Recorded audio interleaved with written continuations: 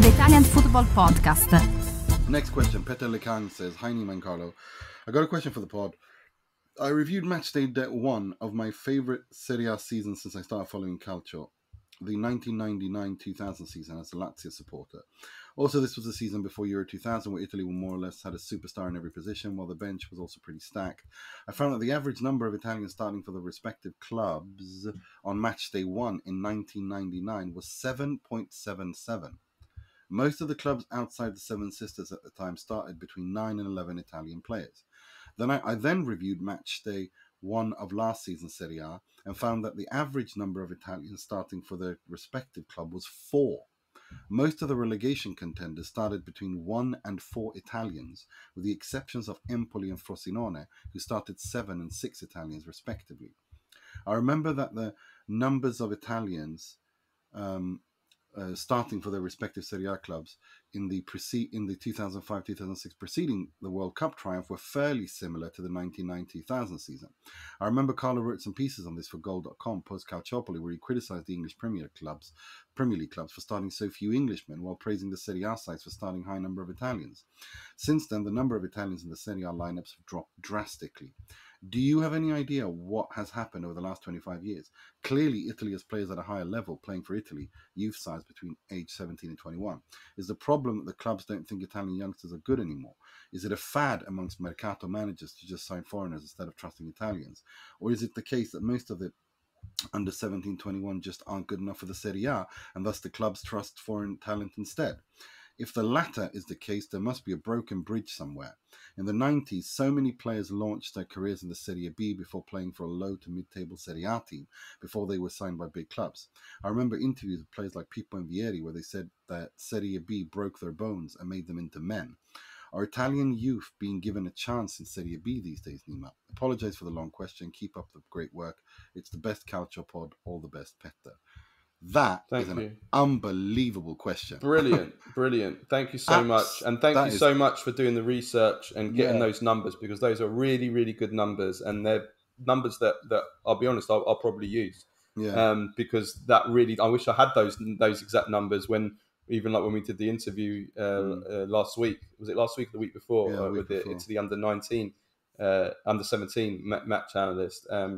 Is something that, we've spoken about a lot, haven't we, over the last... One thing I was thinking of, though, is I think that maybe the kind of footballers required to play at the highest level today, Italy just don't produce those kinds of players. But back then they did.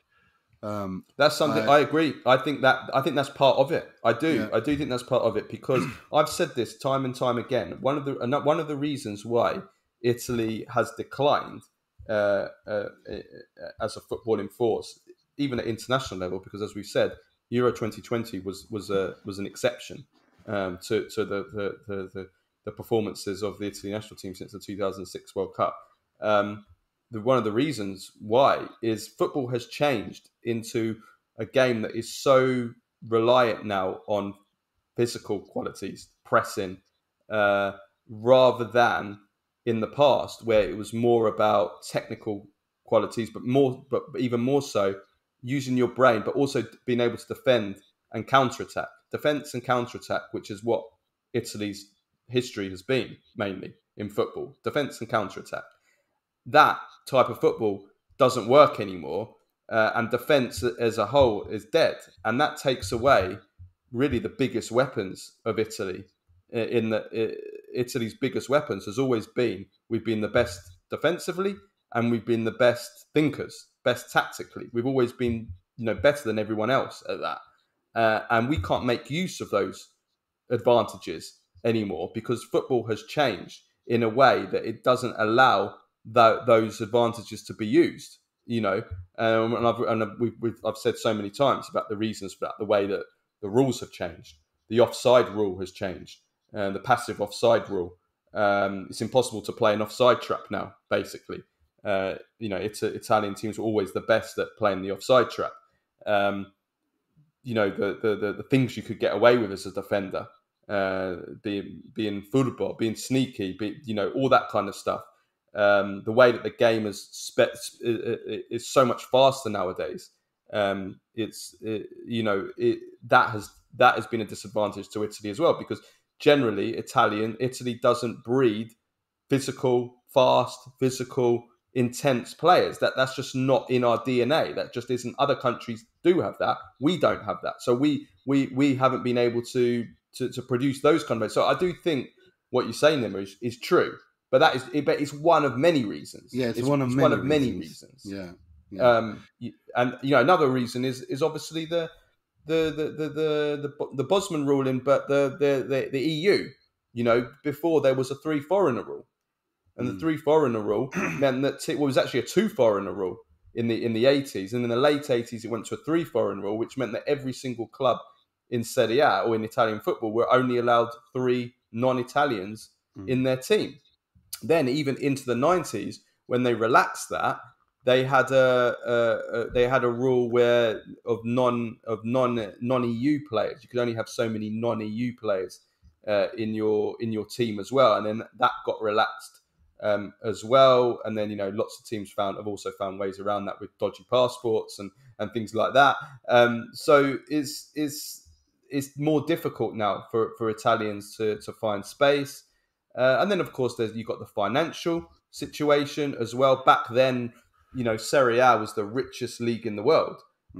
All the clubs were so rich. So when you're rich, doesn't mean you can just buy the best players. It means you can have the best coaches. It means you can have the best facilities. Italy was so far ahead of the world in terms of coaching, in terms of nutrition.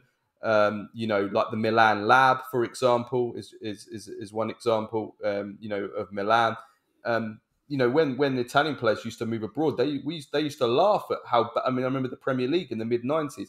They used to laugh at the Premier League about how backwards it was in terms of its training and its preparation, and its training facilities and its nutrition. How they would all go out on the piss and the night before games, and they would eat fried breakfasts and fish and chips on the bus on the way back from games. And, this all happened in the mid-90s. And Italy was so far advanced. Whereas now we don't have the finances, so we don't have the facilities. Like the Premier League has so much money that every single club has state-of-the-art facilities. It has all the best coaches. It has all the best sports science and the best training. And as a result, it produces so many great players and an English players as part of that. And as a result, that goes forward to the national team as well. So it's a combination of a number of things as well as bad planning, as well as not wanting to change, not wanting to adapt. Yes, football has changed. Well, you need to adapt. You can't just continue to do what you were doing before. For a long time, we refused to adapt our tactics. Now we are. Now we don't have so many that play kind of the old style counter-attack, defend deep and counter-attack. Allegri is one of the exceptions to that. In terms of just everything, we still don't want to adapt. We need new stadiums. Well, we don't. They're resisting on the new stadiums. We need to learn how to market the league better, to bring in more money and bring better TV deals. We don't want to do it. Do we even have a TV deal? I think we've just got the TV deal has just been confirmed, hasn't it, for the new season, like in the United States, UK and the United States. Yeah. 2 weeks. And the UK one, if I'm not mistaken, it's a partial one. It's like they show 2-3 games a week or something. Possibly, like that. Yeah.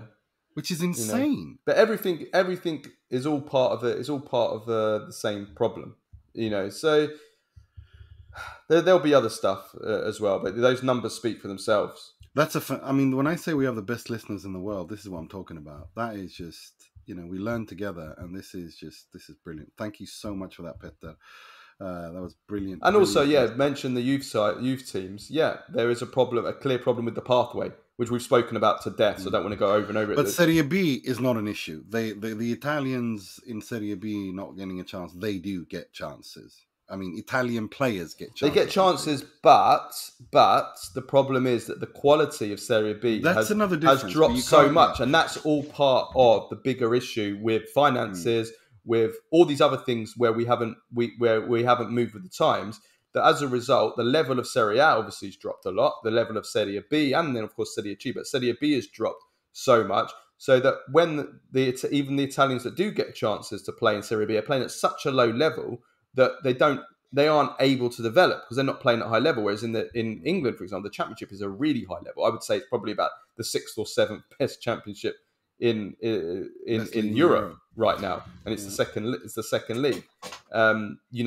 They're playing at a really high level that it develops them to play at Serie A. Yeah, it eases them in. Yeah, I know what you mean. So it makes that gap or bridge bridges it. Yeah, I know what you mean. No, great question, Petter. Thank you so much. Keep it coming. We really, really enjoy, and thank you for taking the time out to do the research.